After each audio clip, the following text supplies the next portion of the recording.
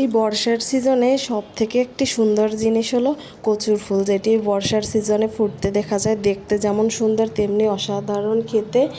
আমার তো এটি ভীষণ পছন্দের। কার কার পছন্দ অবশ্যই জানাবেন, আর কে কে আগে খেয়েছেন অবশ্যই জানাবেন, আর যারা খাননি তারা অবশ্যই আমার আজকের এই রেসিপিটি দেখে নেবেন। অবশ্যই একবার ট্রাই করবেন, এত দারুণ খেতে যা বলে বোঝাতে পারবো না। অবশ্যই একবার ট্রাই করে দেখবেন।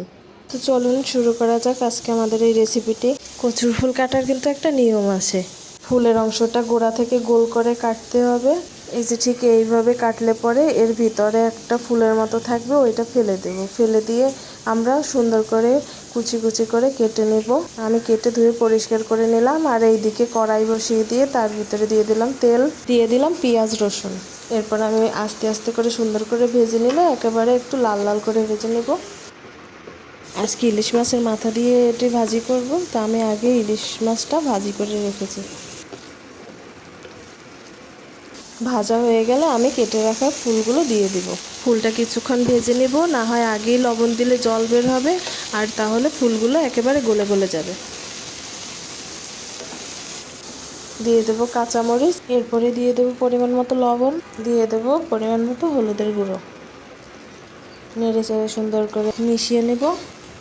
আস্তে আস্তে করে বেশ কিছুটা সময় নিয়ে ভাজতে হবে, না হলে এর ভিতরে জল থেকে গেলে ভিতরে কচু ফুলের যে রসটা থেকে গেলে চুলকুনের সম্ভাবনা থাকে। সব থেকে দারুণ ব্যাপার হলো এই ফুলটার ঘ্রাণ একদম দারুণ। আর ভাজি করার সময় বা ভাজি হওয়ার পরে যে এত সুন্দর একটা ঘ্রাণ বের হয়। সব উপকরণগুলোকে মেশানো হয়ে গেলে কিছুটা সময় ঢেকে রেখে দিব।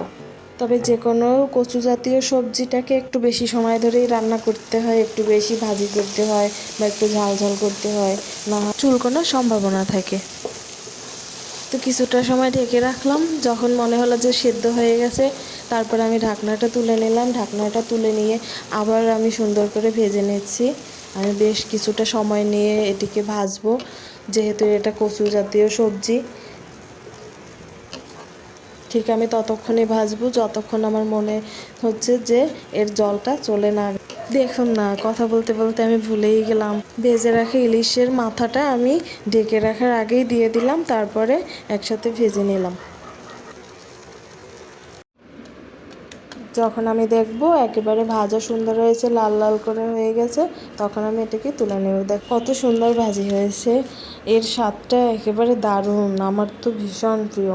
তো আপনারা একদিন ট্রাই করে ফেলুন আমার এই রেসিপিটি। আশা করি অনেক ভালো লাগবে। অনেক পছন্দের আমার এই খাবারটি আপনাদের সাথে শেয়ার করলাম। তো সবাই ভালো থাকেন, সুস্থ থাকেন। আমার ভিডিওটি ভালো লাগলে অবশ্যই লাইক কমেন্ট শেয়ার করতে ভুলবেন না, আর চ্যানেলটিকে অবশ্যই সাবস্ক্রাইব করে দিবেন। তো ধন্যবাদ সবাইকে, দেখা হবে পরের ভিডিওতে। টাটা।